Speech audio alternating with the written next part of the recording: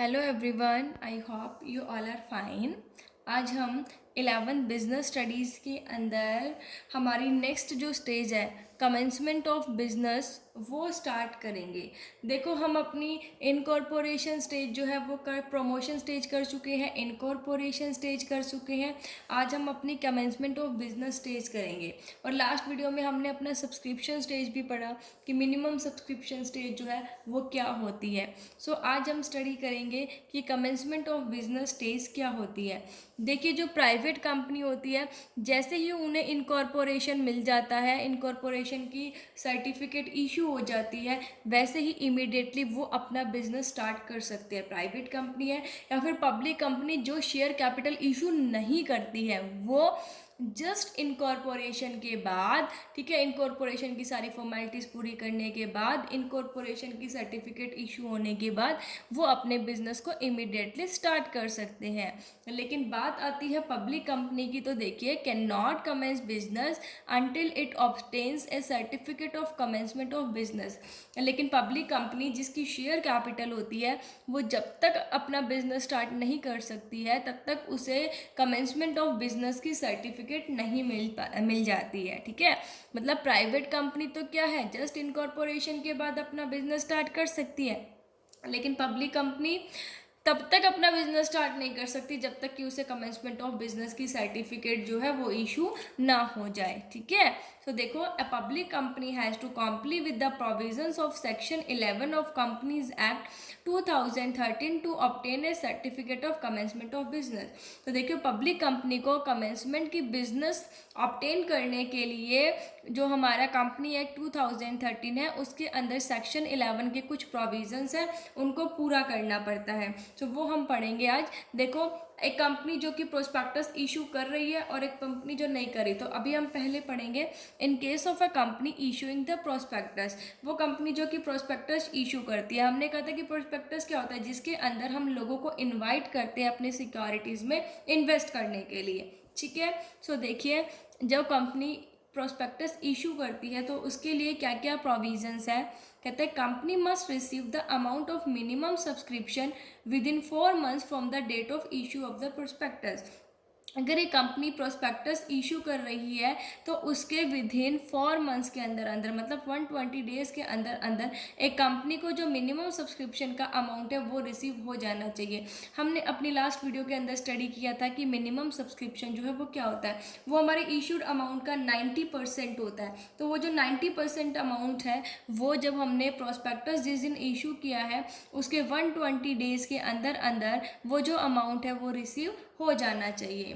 Next है, every director has paid application and allotment money in cash on their shares. देखो, जो director है जिन्होंने क्या कहता अंडरटेकिंग दी थी अपनी कि वो शेयर्स खरीदेगी, तो जो एप्लीकेशन और अलॉटमेंट मनी है वो उन्होंने जो अपने शेयर्स लिए, जो क्वालिफिकेशन शेयर्स वो लेते हैं, उन पर जो भी एप्लीकेशन एंड अलॉटमेंट मनी हो वो पे कर दी हो। ठीक है, फिर कहता है same proportion as is received on application and allotment from other share holders. और इसी सेम प्रपोर्शन में जो बाकी के शेयर होल्डर्स हैं उनसे भी एप्लीकेशन और अलॉटमेंट जो मनी है वो रिसीव हो गई हो। ठीक है, नेक्स्ट है, above requirements have been compiled with and it must be signed by director और secretary of company। फिर उसके बाद जो भी ऊपर वाली रिक्वायरमेंट है वो ये दिखाए कि वो पूरी हो चुकी है, और वो साइन किसके द्वारा होना चाहिए, या तो कंपनी के डायरेक्टर से हो या फिर जो कंपनी का सेक्रेटरी है उसके द्वारा क्या होने चाहिए, वो साइन होने चाहिए। ठीक है, ये तो था कि जो कंपनी प्रोस्पेक्टस इशू कर रही है उसके रिगार्डिंग। लेकिन अगर एक कंपनी प्रोस्पेक्टस इशू नहीं करती है तो उससे रिलेटेड क्या प्रोविजंस हैं, तो देखिए, बस कुछ नहीं है, प्रोस्पेक्टस की जगह वो statement in lieu of prospectus issue करेगी, बाकी सारे सेम है। तो देखिए, statement in lieu of prospectus has been presented to the register. अब प्रोस्पेक्टस तो वो इशू नहीं कर रही है, लेकिन जो statement in lieu of prospectus, मतलब प्रोस्पेक्टस के बदले में एक स्टेटमेंट इशू करेगी, एक स्टेटमेंट प्रेजेंट करेगी, किसके पास, रजिस्ट्रार के पास। सेकेंड है हमारी, every director has paid application and allotment money in cash on their shares. वो ये कि हर डायरेक्टर ने अपने जो शेयर्स हैं उन पर एप्लीकेशन और अलॉटमेंट जो मनी है वो कैश में पे कर दी हो। ठीक है।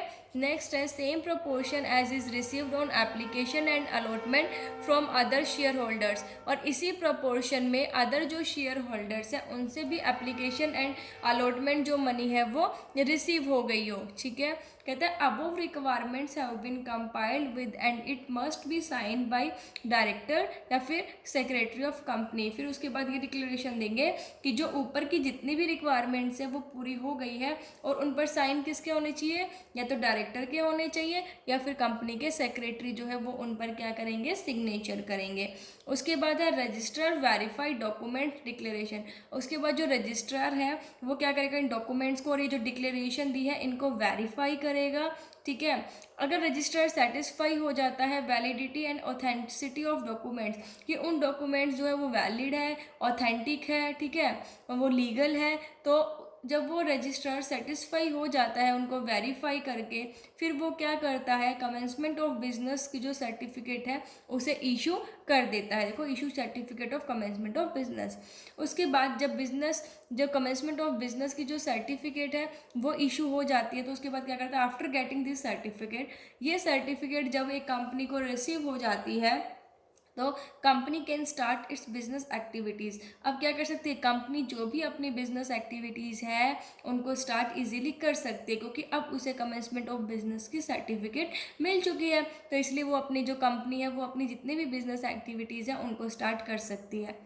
नेक्स्ट है company is binding on all it's act. अब कंपनी बाइंड है अपने हर एक्ट करने के लिए। ठीक है, तो ये कमेंसमेंट ऑफ बिजनेस की जो सर्टिफिकेट है वो इशू होना बहुत ज़रूरी है एक पब्लिक कंपनी को, जिसमें हमने पढ़ा कि एक पब्लिक कंपनी जो प्रोस्पेक्टस इशू करती है उसके क्या प्रोविजंस है, और जो प्रोस्पेक्टस इशू नहीं करती है उसके क्या प्रोविजंस है। बाकी सेम है, दोनों में डिफरेंस यही है कि जो कंपनी प्रोस्पेक्टस इशू नहीं करती है उसकी बजाय वो statement in lieu of prospectus issue करेगी। सो आई होप आप सबको ये समझ आ गया होगा। Thank you, stay safe, stay home.